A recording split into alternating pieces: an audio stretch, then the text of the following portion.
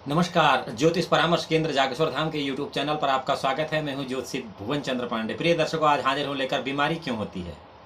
आपकी जन्म कुंडली में कौन सा ग्रह ऐसा है जो बीमारी करता है, इस विषय को लेकर हाजिर है। सबसे पहले आपको बताते हैं कि बीमारी क्यों होती है और उसके बाद उसका निदान बताएंगे। ये भी बताएंगे कि कौन सा ग्रह बीमारी का कारक आपकी जन्म कुंडली में है। जन्म कुंडली में कौन सा ग्रह ऐसा है जो आपकी बीमारी का कारक है और आप उसे कैसे ठीक कर सकते हैं, यानी आपको जीवन में कौन सी बीमारी होगी और आप उसका निदान कैसे कर सकते हैं, ये इस वीडियो का विषय है। इससे पहले यदि आप ज्योतिष की जिज्ञासा रखते हैं और इस चैनल पर नए हैं तो ज्योतिष परामर्श केंद्र जागेश्वर धाम के इस यूट्यूब चैनल को लाइक करें, सब्सक्राइब करें और बेल आइकन का बटन केवल इसलिए दबाएं कि सोशल मीडिया प्लेटफॉर्म पर सबसे पहले आपको जानकारी मिले और आप ज्योतिष संबंधी अपनी शंका का समाधान स्वयं कर सकें। मानव जीवन में कष्टों और रोगों का आवागमन तो चलता ही रहता है।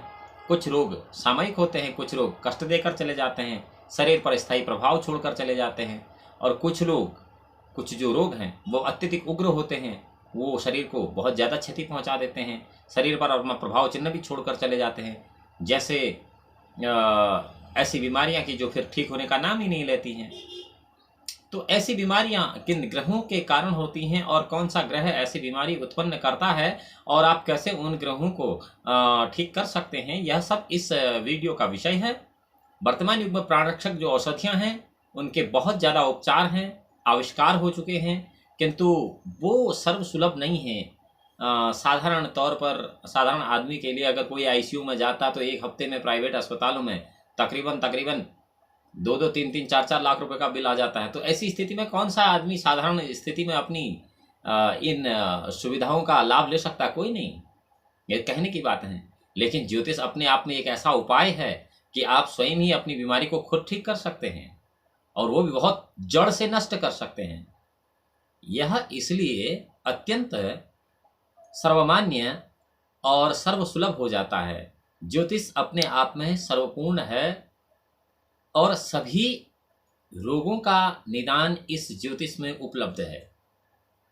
कुशल ज्योतिषी जो है वो जन्म कुंडली के अध्ययन द्वारा रोगी और रोग के संबंध में कुछ संभावनाओं की सटीक भविष्यवाणी ही नहीं बल्कि उनका सटीक निदान भी करा देता है और इसीलिए ज्योतिष सर्वगुण संपन्न है। रोगों के संदर्भ में ग्रहों की स्थिति और गति का यहाँ संक्षिप्त परिचय दे देता हूँ कि एक दूसरे से 3 और 5 भाव में स्थित जो ग्रह हैं वो आपस में मित्र होते हैं। यह ग्रहों की तात्कालिक मित्रता कही जाती है और एक दूसरे की मदद करते हैं। ये तात्कालिक मित्रता पंचम और सप्तम भाव की स्थिति ग्रहों की गतिविधि इससे भिन्न होती है। 5वें और 7 के जो ग्रह होते हैं वो इससे कुछ अदला बदली वाले होते हैं। यदि पंचम के लिए शुभकारी होते हैं तो सप्तम भाव पर बुरा प्रभाव डालते हैं और यदि सप्तम के लिए शुभकारी होते हैं तो 5वें भाव पर बुरा प्रभाव डालते हैं। यहाँ हम आपको यह बताएंगे कि आपको कौन सी बीमारी होगी और किस ग्रह के कारण होगी, यह आपको जानना चाहिए। षष्ठ और अष्टम भाव पर स्थित जो ग्रह हैं वो आपस में लड़ते रहते हैं, यानी कि छठे भाव में स्थित ग्रह और 8वें भाव में स्थित ग्रह जो है आपस में लड़ते हैं। छठे भाव का ग्रह 8वें भाव को बर्बाद कर देता है और 8वें भाव का ग्रह छठे भाव को बर्बाद कर देता है। यदि वह 5वें के लिए खराब होते हैं तो 7वें को शुभ फल दे देते हैं और यदि वह दोनों ग्रह 7वें के लिए शुभ होते हैं तो 5वें को बुरा फल दे देते हैं। अब 7वें और 5वें का अर्थ क्या है? यदि दोनों ग्रह 7वें भाव के लिए शुभ है तो संतान को बीमारी हो जाएगी और दोनों ग्रह 5वें भाव के लिए शुभ हैं तो पत्नी को बीमारी हो जाएगी। बीमारी किस प्रकार की होगी वह भी हम आपको बता रहे हैं, आप बस ध्यान से इस वीडियो को देख लीजिए। षष्ठम और अष्टम भाव में स्थित जब ग्रह आपस में लड़ते हैं तो संबंधित विषयों को बिगाड़ कर ही रखते हैं और बाकी कुछ नहीं करते हैं। 7वें और 9वें भाव में, जो 7वां और 9वां भाव होता है जन्म कुंडली का, उसमें स्थित ग्रह नैसर्गिक मित्र होते हुए एक दूसरे के भाव को पुष्ट करते हैं अगर वो एक दूसरे के मित्र नहीं भी हैं, नैसर्गिक मित्र भी नहीं है, क्योंकि नैसर्गिक मित्रता और तात्कालिक मित्रता अलग अलग होती है। नैसर्गिक शत्रु भी यदि वो 5वें और 7वें या 7वें और 9वें भाव के ग्रह हैं तो भी वो किसी एक दूसरे को क्षति पहुंचाने की हल्की फुल्की कोशिश करते हैं, ज्यादा नहीं करते हैं। 8वें और 10वें भाव में यदि आपकी जन्म कुंडली में कोई ग्रह हैं तो यो मान लीजिए कि नैसर्गिक मित्रता या तात्कालिक मित्रता दोनों ही फेल हो चुकी है। ज्योतिष में यदि 8वें और 10वें भाव में स्थित कोई ग्रह हैं और आपको लगता है कि वह नैसर्गिक मित्र हैं और यह तात्कालिक मित्र हैं, तात्कालिक तो हो ही नहीं सकते हैं, ऐसी स्थिति में क्या होता है कि 8वें और 10वें भाव के ग्रह स्वयं शत्रु हो जाते हैं और हमेशा शत्रु का ही फल देते हैं। यदि 9वें भाव में शनि हो और छठे 9वें से 10वें भाव में बुध हो तो 9वें के लिए शनि वरदान सिद्ध हो जाता है। छठे भाव में बुध स्वगृही होने के साथ साथ उच्च तो होता है, परंतु 42 वर्ष की उम्र के बाद ऐसी बीमारी देता है जो जाने का नाम नहीं लेती है। यह शनि का मित्र भी है। यह सब होते हुए शनि छठे भाव में अशुभता का फल भर देता है। छठा भाव मामा का कारक ग्रह भी है और अतः जातक के मामा को शनि की लात पड़ जाती है, अर्थात शनि ये बहुत बुरे फल जातक के मामा को भी दे देता है। यदि शनि से संबंधित वस्तुओं का व्यवसाय यह जातक करता है तो वह बहुत नुकसान उसमें पाता है और उसको बहुत कर्ज इस स्थिति में हो जाता है। 9वां भाव जो है वो साला, जीजा, दादा, पोता, भाभी और अनुज बधू का कारक होता है। इसलिए रिश्तेदारों के लिए और स्वयं जातक के लिए नवमस्त शनि शुभ होता है, उन्हें किसी प्रकार की हानि नहीं पहुंचाता। अर्थात नवमस्त शनि जो है वह अपने को नहीं बल्कि रिश्तेदारों को उच्च कर देता है। इसलिए नवमस्त शनि का उतना बड़ा रोल अपने जीवन के लिए लाभकारी सिद्ध नहीं होता है। हालांकि नवमस्त शनि आपको किसी प्रकार के रोग भी नहीं देता है। नवमस्त शनि को षष्ठ बुध जो छठा वाला बुध है वह विपरीत रूप से प्रभावित कर देता है, नहीं करता है।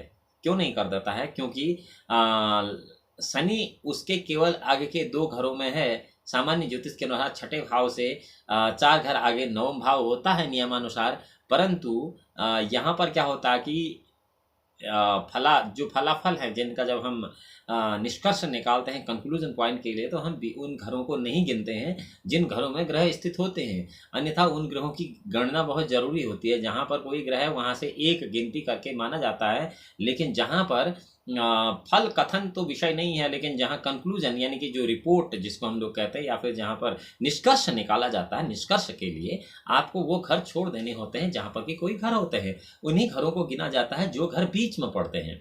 उसके बीच में तो ये 2 ही घर आते हैं। इस हिसाब से यह ग्रह आगे के 2 भावों को देख सकता ही नहीं है, क्योंकि इस नियम के अनुसार यहाँ गिनती में फर्क पड़ जाता है। 4 की जगह केवल 2 हो पाते हैं। यदि आप मान लिया लग्न से चतुर्थ भाव तक गिनती करते हैं कि 1 2 3 4, और जब इसका विश्लेषण करते हैं तो न लग्न को गिनते हैं न चतुर्थ को गिनते हैं, तो 2 रह जाते हैं। अब यहाँ बड़ी विडंबना है कि एक जगह 2 आता है और एक जगह 4 आता है। तो सच क्या है? दोनों ही सच हैं। गणना के लिए 1 से लेकर चौथे तक ही ठीक है, परंतु जब हम उसका रिजल्ट निकालते हैं तो जब उन दोनों में ग्रह हैं तो केवल उन्हीं जगहों को गिनते हैं जहां पर ग्रह नहीं है, या फिर जहां पर उससे संबंधित ग्रह नहीं है या ग्रह हैं भी तो उसके बीच के बक्सों को ही गिना जाता है। अब ये कि दूसरे भाव को पीछे की यानी कि वक्र दृष्टि से कोई ग्रह देख नहीं पाता है। तीसरे चौथे भाव को वक्र दृष्टि से, संपूर्ण दृष्टि जो होती है वो सप्तम भाव पर वक्र तो होती है, लेकिन चौथे और दूसरे भाव पर वक्र दृष्टि नहीं हो पाती है ग्रहों की। यह सैद्धांतिक नियम है। परंतु अक्रिय ग्रह, अक्रिय यानी कि सक्रिय के साथ असक्रिय, जिसको हम सब कहते हैं, अक्रिय शॉर्ट भाषा में कह दे रहे हैं असक्रिय, असक्रिय ग्रह इस भाव का अपवाद होता है। यह द्वितीय भाव को पीछे की ओर देख लेता है, यह ध्यान रखना चाहिए। और इस नियम का अपवाद भी है, आगे भी यह ग्रह देख सकता है, पीछे भी यह ग्रह देख सकता है कंक्लूजन पॉइंट के लिए। गणित में ऐसा नहीं होता है। गणित ज्योतिष में कुछ भिन्नता है, कुछ क्या बहुत भिन्नता है, लेकिन यह जो विश्लेषण वाली बात है उसमें यह आगे पीछे दोनों तरफ देख लेता है। अगर असक्रिय है तो भाव के पीड़ित होने का अध्ययन हम तीसरे भाव से ही करते हैं, क्योंकि लग्न से लेकर दूसरे भाव को हम बार बार छोड़ देते हैं। तीसरा भाव खाली है तो 8वां भाव देखते हैं, ये पहले एक बार पिछली वीडियो में मैंने आपको बताया है। और 8वां खाली है तो 5वां देखते हैं, और 5वां भी खाली है तो 11वां देखते हैं, और यदि खाली भी तो चौथे भाव में आ जाते हैं। और इस प्रकार क्रम क्या होता है, 3 बराबर 8, 8 बराबर 5, 5 बराबर 11, 11 बराबर 4। इसका अर्थ क्या है, पहले तीसरा भाव, फिर 5वां भाव, फिर 8वां भाव, फिर 11वां भाव, और यदि इन भावों में कोई ग्रह नहीं है तो चौथा भाव। और यहाँ से कौन सा भाव पीड़ित है यह देखा जाता है। 3, 8, 5, 11, 4 कोई भी भाव अगर एक जन्म कुंडली में पीड़ित है तो जातक रोग का शिकार हो जाता है। अब रोग की बारी आ गई। 2, 4 भाव जो है वो रोग की किस्म बताते हैं, और 10वां भाव जो है रोग की गति बताता है, स्पीड। और 5म भाव जो है उस रोग में कितना खर्च होगा ये बात बताता है, और जातक की सामर्थ्य बताता है। 3रा भाव उस रोग की संभावना असंभावना को व्यक्त करता है, और यह 8म भाव जो है गतिविधियों का कारक है, यानी कि 8म भाव यह बताएगा कि यह ऐसा कर पाएगा या नहीं कर पाएगा, यह सब अष्टम भाव पर निर्भर करता है। इसलिए अष्टम भाव को ज्योतिष में मृत्यु का घर भी कहा गया है। मृत्यु का घर का रंध्र स्थान कहते हैं। आठवां भाव बिल्कुल अनुचित मानते हैं लोग, अनुचित क्या, थोड़ा सा अशुभ मानते हैं, परंतु आठवां भाव इतना अशुभ होता नहीं है जितना लोग इसको समझते हैं। इसी कड़ी में 6-8 भाव में स्थित जो ग्रह हैं वो शत्रु बन जाते हैं। ये तो मैंने आपको बताया था, ये भी बताया था कि ये दोनों आपस में लड़ते रहते हैं। एकादश भाव तृतीय भाव को शुद्ध करने की स्थिति में रहता है। 11वां भाव जो है तीसरे भाव को बार बार शुद्ध करने की स्थिति में रहता है, तो खत्म करने की स्थिति में रहता है। तृतीय भाव अगर खत्म है तो रोग की स्थिति चंद्रमा की स्थिति पर निर्भर होती है कि चंद्रमा अब किस प्रकार का है। अभी आप यह मत सोचिए कि मैं वीडियो में रोग के बारे में बताना जा रहा, कुछ और बता रहा हूँ, रोग ही बता रहा हूँ, लेकिन आपको उनके आधार बता रहा हूँ कि रोग होंगे किस प्रकार के। चंद्रमा 4 में यदि चौथे भाव में और राहु के 2, 6, 8 भाव में होंगे तो रोग जो है घातक नहीं होगा। रोग क्या होगा वो तो बताएंगे, अभी हम रोग की प्रवृत्ति बता रहे हैं। अगर चंद्रमा चौथे भाव में और 2, 6, 8 भाव में राहु केतु होंगे तो रोग ज्यादा घातक नहीं होगा। और जातक के दीर्घायु होने पर भी कोई शंका नहीं होगी, इसमें कोई विपरीत प्रभाव ये दीर्घायु होने में नहीं डालेगा, अर्थात जातक की आयु को कम नहीं करेगा। द्वितीय भाव में शत्रु ग्रह एक साथ हैं तो हलचल होती है, अशांति होती है, रोग तो नहीं होते लेकिन मानसिक अशांति होती है। अष्टमस्थ ग्रह द्वितीय ग्रहों को दूसरे जो भाव के ग्रह हैं उनको देखते हैं और इन दोनों में जो ग्रह होंगे परस्पर शत्रु हो जाते हैं, और जब तीसरे और नौवें में गोचर करें तो जातक को उस समय रोग का शिकार कर देते हैं। जन्म कुंडली का कोई अगर अशुभ ग्रह है और तृतीय नवम में गोचर कर रहा है तब जातक रोग का शिकार होता है। और राहु केतु का फल जानने के लिए सबसे पहले बुध गुरु की स्थिति का अवलोकन बहुत जल्दी करना चाहिए। अगर राहु की स्थिति आपको जाननी है तो अपनी जन्म कुंडली में बुध का अवलोकन करिए, और केतु की स्थिति जाननी है तो गुरु का अवलोकन करिए। निवारण के लिए फिर अष्टम का अध्ययन करिए, 8वें भाव का, और यहाँ से जो ग्रह द्वितीय को उलट कर देखता है वो अपना विष छोड़ता है, यानी कि अपना जहर वो छोड़ता है, उसकी शांति हेतु उपचार करिए।